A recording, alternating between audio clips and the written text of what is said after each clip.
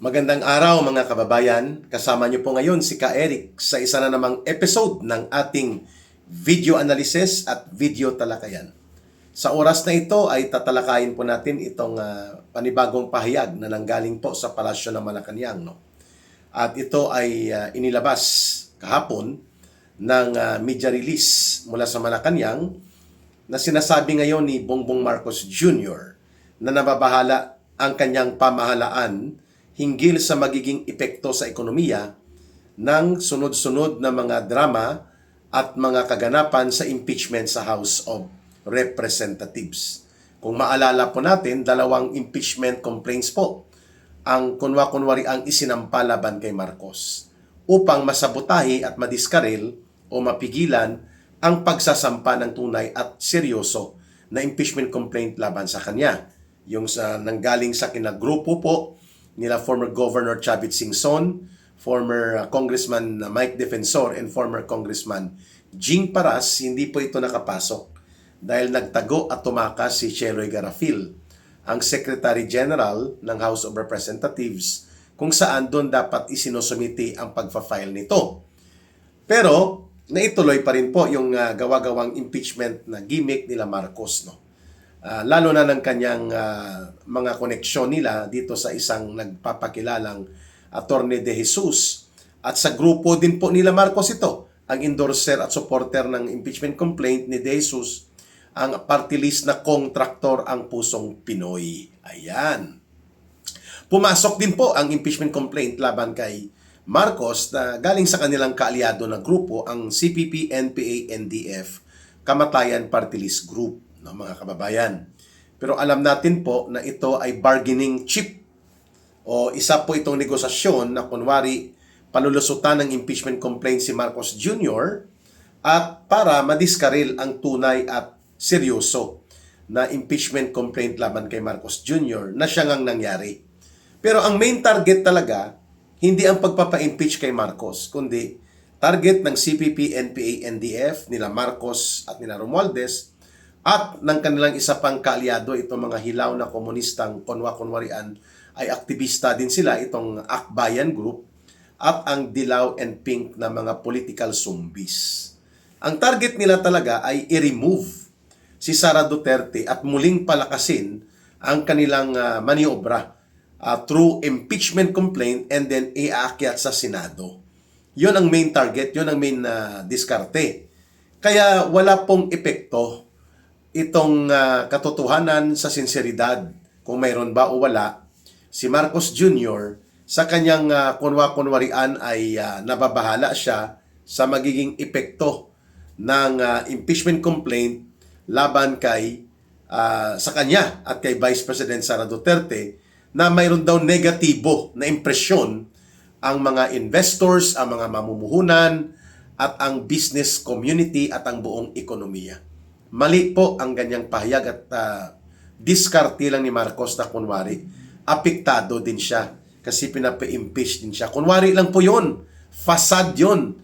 Kung baga maskara nila yon na sasabihin nila na hindi naman nakapokus lang kay Sara Duterte ang impeachment complaint, kundi pati siya. Ngunit nagkataon lang na mahina ang impeachment complaint na isinampa laban sa kanya, which is from the very start, hindi naman talaga target na ipa-impeach siya, kaya i-dismiss yan sa huling bahagi ng March o kaya sa mga third week bago mag-recess o mag-break ang sesyon ng Kongreso. Ang kay Sara Duterte, iakyat nila yan. Made na po yan, ano? Ang complainant yan, mga CPP, NPA, NDF Urban Operatives through their Kamatayan Party List Group. Ganon din po ang kaalyado pa nila na Akbayan, hilaw na komunistang grupo, at itong grupo ng Pink and Yellow Zombies nila De Lima. Yan pong grupo na yan ay nasa protection din ni Marcos Jr. Kaya the main target is not Marcos, but rather Sara Duterte, dahil may game plan sila na no Sara Duterte in 2028. Alam naman po nila na hindi talaga sila mananalo in an open, objective, fair, honest elections. Hindi po talaga mananalo si Marcos, si Romualdez, o sino pa man sa, even si Tito Soto, no, si Itbulaga, hindi mananalo kay Sara Duterte, mga kababayan. Even si Junvic Rimulya o si Risa Hontiveros. Kaya they have to remove Sara Duterte prior to 2028 elections para hindi na po siya makakatakbo. Ang pagkukunwa-kunwari ni Marcos na nababahala siya na ito daw ang mga impeachment drama o impeachment news mula sa Kongreso ay pwedeng magpahina ng kumpiyansa ng mga mamumuhunan at mga investor sa Pilipinas sapagkat negative perception ito by possible political instability o uncertainty ng politika sa ating bansa, kaya may epekto sa ekonomiya. Mali po yun at palusot at diskarte lang na kunwa-kunwari ang worried siya. Sapagkat ang pinakaugat ng paglayas ng mga mamumuhunan at mga malalaking negosyo sa Pilipinas ay dahil po mandarambong at magnanakaw ang gobyerno ni Marcos na pinamumunuan niya mismo at ng kanyang pinsan. Yan po ang katotohanan, mga kababayan. Ang pagkawala po ng almost 37% ng mga investor sa Pilipinas simula po ng mga kalagitnaan ng last year pa, 2025, in the second semester, tuloy-tuloy po na dumadaos-dos ang foreign direct investment sa Pilipinas. Pag sinabi pong foreign direct investment o FDI, mga mamumuhunan at mga negosyanteng gustong magtaya ng kanilang negosyo o magtayo ng negosyo nila sa Pilipinas. Dahil sa kumpiyansa na wala na po ito, nakikita ng buong mundo kung gaano kabulok at kagarapal ang pagnanakaw at kalubha ang korupsyon na nagaganap at naganap sa ilalim ni Marcos Jr. Dahil televised po yan naka-broadcast yan sa buong media, sa buong mundo, kaya hindi po may pagkakaila na ang pagiging korap at magnanakaw ng gobyerno ni Marcos ang mas lalong nagtulak sa mga investor na umalis sa Pilipinas because alam nila na walang kasiguruhan na hindi sila mabibiktima ng pangungurakot at abuso ng gobyernong sakim sa kapangyarihan, sakim pa sa puhunan ng bulsa ng pangungurakot nila sa pundo ng pamahalaan. Yan po ang dahilan. Number 2, nakikita ng mga investor at mga negosyanteng lokal na hindi po maganda ang pamamahala ni Marcos sa gobyerno. Walang direksyon na matino, hindi maayos po ang kalagayang pangpolitika dahil naglalaro ng apoy ng maruming politika sila Marcos at Romualdez. Sila po ay nanunuhol at nang babraso at nang babaluktot ng impeachment complaint. Kaya nangyari po yan ang kaganapan na ibinasura ito ng Korte Suprema at hindi pinatulan ng Senado ang kanilang puno ng panunuhol na diskarte sa impeachment complaint last year laban kay Vice President Sara Duterte. So sino po ang nagmaniobra ng instability of political situation? Di ba si Marcos? O bakit sasabihin niya na nababahala siya? Gimmick niya lang yan. Kasi isisisi nila kay Sara Duterte ang pagkakaroon ng instability, pero ang nagtitrigger ng ganitong kaguluhan at ng negatibong pagtingin ng mga national and international and domestic investors sa Pilipinas, ang gobyerno ay walang direksyon kundi kaguluhang politika at hindi napapamunuan ng maayos at tama ang pag-asikaso sa ekonomiya at kabuhayan ng buong bansa at ng ating mga mamamayan. Kanino po ang may pananagutan yan ng pagkabaldado ng ekonomiya at pagkalugmok ng kabuhayan ng mamamayan? Kay Marcos. Kasi siya po ang presidente. Siya ang dapat namumuno, nagbibigay ng direksyon at nagpapatatag ng gobyerno upang ang programa at mga patakaran ay patungo sa paglakas ng ekonomiya, paglago ng kabuhayan at pag-unlad ng kalagayan ng buong lipunan na hindi niya nagawa for the last 3 years.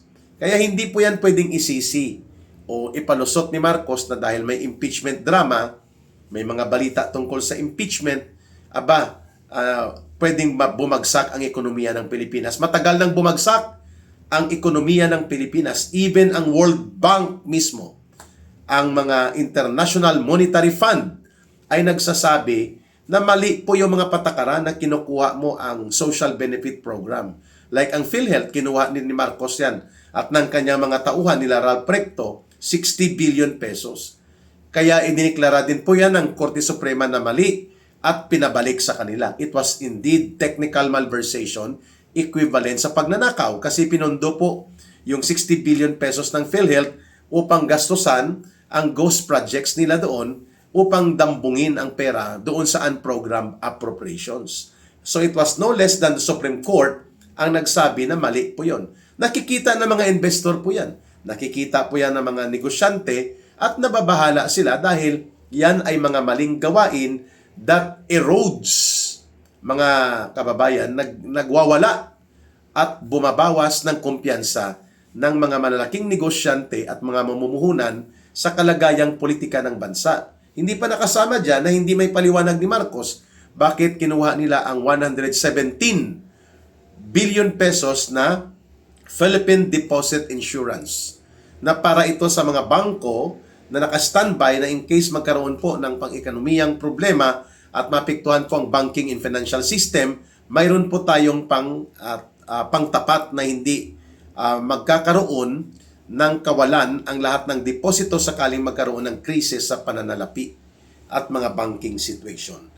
Hindi may paliwanag sa napunta po ito, pero alam ng mamamayan at alam din natin po yan na ginamit yan para punduhan ang unprogrammed appropriations upang ipalusot at nakawin through the ghost projects na flood control.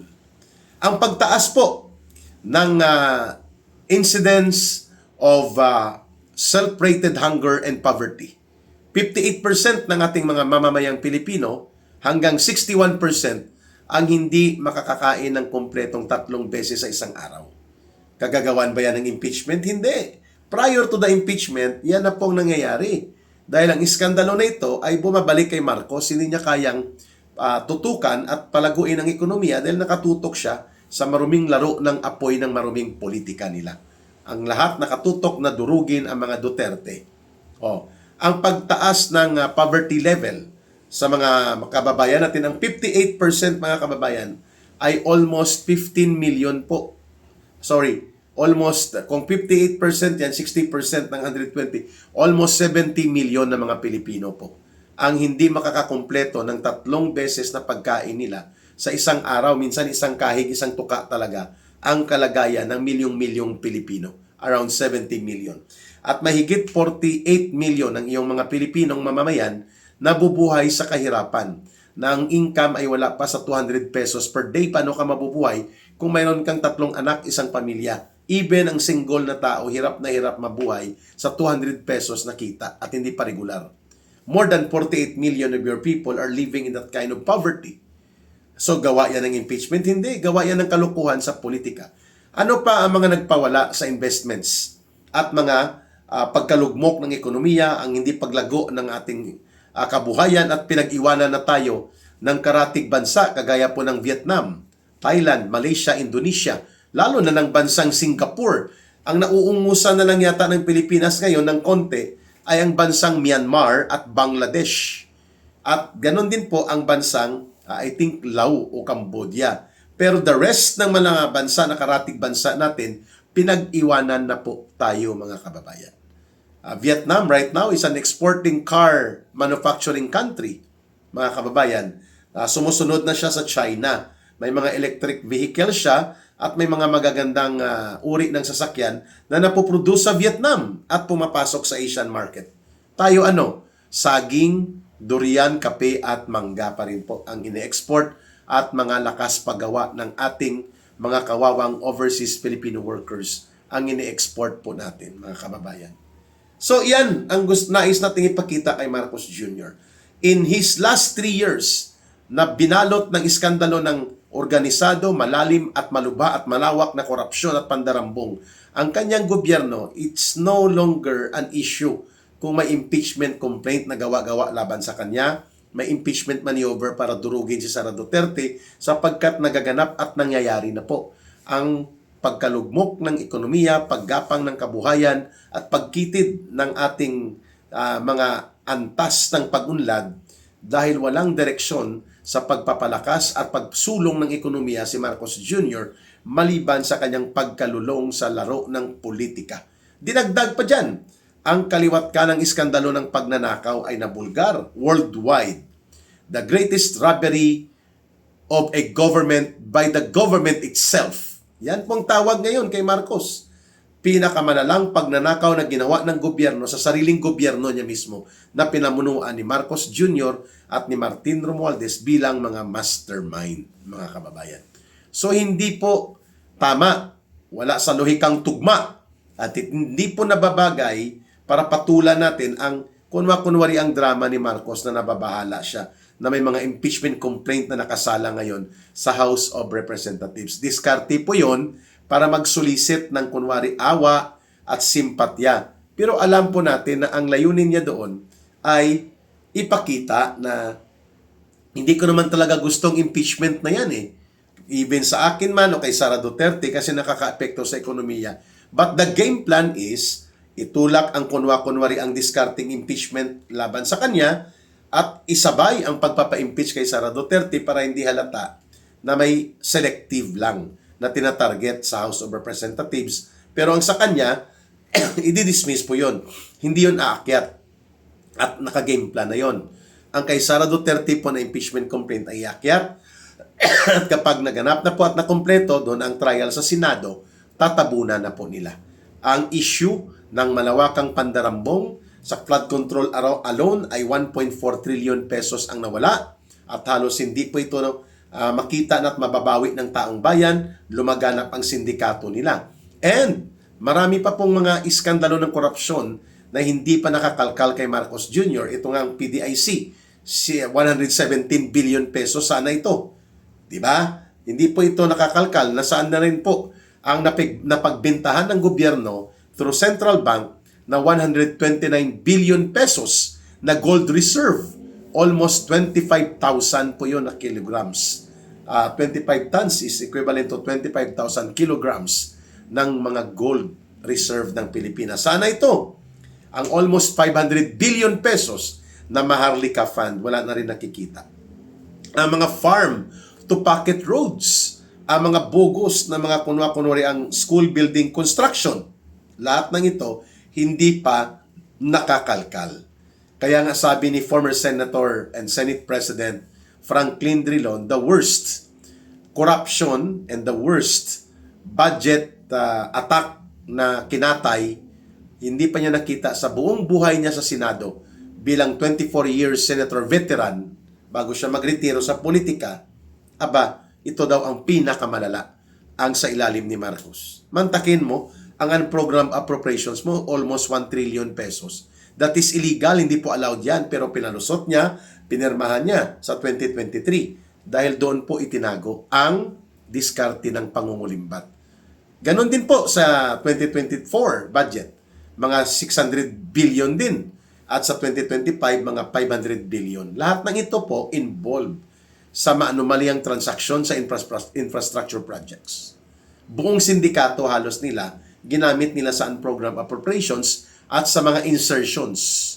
Kaya, hindi totoo na pinapa-impeach si Marcos nitong CPP, NPA, NDF groups at pati na ng De Jesus Group sapagkat ang layunin nila ay isalba si Marcos, palabasin lang na binigyan din ng pagkakataon na isampa ang reklamo, pero alam natin na yun ay mahina, i-dismiss sapagkat ang main target ay si Sara Duterte upang hindi na siya makakatakbo at hindi na siya magiging bahagi ng eleksyon sa 2028 sa pagkapangulo, mga kababayan. Ang panghuli, ang paglugmok ng ekonomiya ay dahil bagsak ang agrikultura. And wag nating kalimutan, halos 2 taon po na hinawakan ni Marcos ang Department of Agriculture, lumaganap ang smuggling, subalit bagsak ang ekonomiya at ang agrikultura. Smuggling sa sibuyas, smuggling sa manok, meat products, poultry, and even sa bigas at asukal. At ang itinuturo ni Saldico, pamilya mismo ni Marcos, ang asawa niya, ang anak niya, at ang bayaw niya, ang mga involved sa sindikato sa smuggling at manipulation sa agricultural prices of products. So makita natin, ito lahat hindi kagagawa ng impeachment. Hindi umuunlad ang agrikultura, lugmok, walang mechanization, walang modernization, walang irigasyong matino, at sadsad na sadsad ang produksyon ng ating palay at mais. Hindi tayo nakakaangat at napag-iwanan na tayo ng mga bansang dito lang natuto mag-aral sa atin ng teknolohiya ng pagtatanim ng palay. Ngunit tayo ngayon ay net importer pa ng bigas. Nandito po ang International Rice Research Institute. Pero tayo po ang pinakabarat at bulok sa diskarte sa agrikultura. Dahil mali at palpak ang gobyernong patakaran, hindi modernize ang agriculture at pinabagsak at naging net importer pa tayo ng mga dairy products, gatas, meat products, bigas, asukal, mga kababayan.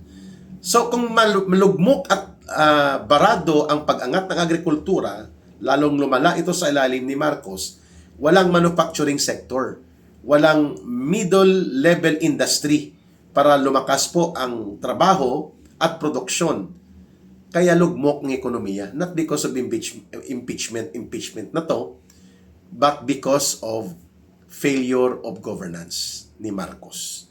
Na hindi lang failure of governance, kundi walang kakayanan na magbigay ng direksyong tama at matino at matuwid sa gobyerno at buong lipunan, na sasangkot pa siya bilang punong salaring kriminal kasama ng kanyang pinsan at ng kanyang asawa at ng kanilang buong pamilya sa paglaganap ng malubha, sistematiko at malaganap na korupsyon at pandarambong. And of course, siyempre, napabayaan niya talaga ang ekonomiya dahil wala naman siyang pakialam sa bansa. Wala siyang pakialam sa taong bayan. Ang pakialam niya, poder, kapangyarihan at kasiyahan. Kaya kung ano-anong iskandalo ang kinasasangkutan ni Marcos Jr. So wag ka na mag-gimmick, wag ka na mag-inarte, Marcos Jr. Ikaw ang punot dulo kung bakit lugmok ang ekonomiya. Hindi ang kunwari ang impeachment mo, kunwari na bahala ka, pero yung target mo talaga na pa-impeach ninyo at ipatanggal si Sara Duterte. It's about governance. It's about you being not able to lead correctly, properly sa ating buong bansa. At ang malala, nalululong ka pa sa iskandalo ng droga at kung ano-anong iskandalo doon sa Amerika na sumasabog ngayon sa social media. Mga kababayan, wag po natin kalimutan na i-share, i-like at i-promote ang ating mga video analysis at ang ating mga video talakayan. At sa atin naman po mga kababayan, please like and share and subscribe and promote ng ating audience and subscribers sa Eric Celis YouTube channel. Malaking bagay po yan sa pag-angat na rin po ng ating channel at pagkakaroon ng regular na stable source of income para sa ating advocacy. Sa gusto namang tumulong para sa voluntary support ninyo sa Bangon Sambayanan People's Movement na siya nating sentro sa pagbubuo ng mga pagbibigay forum at kaliwanagan sa taong bayan na ginagawa po ng ating Bangon Sambayanan People's Movement, ay you can support through GCash line. Ang numero na ginagamit po natin ay 0916-308-7710. 0916-308-7710. Rohilda Celis po, kay Langging po yan, and that is also our line of support and coordination. Para hindi kayo ma-scam, you can coordinate po sa 0916-308-7710 for support. Maraming salamat sa inyong pagsubaybay. Mahalin po natin ang bansang Pilipinas. Walang ibang magmamahal nito, kundi tayo ring mga Pilipino. Para sa Diyos at sa Pilipinas nating mahal. Mabuhay ang sambayanan. Bye for now.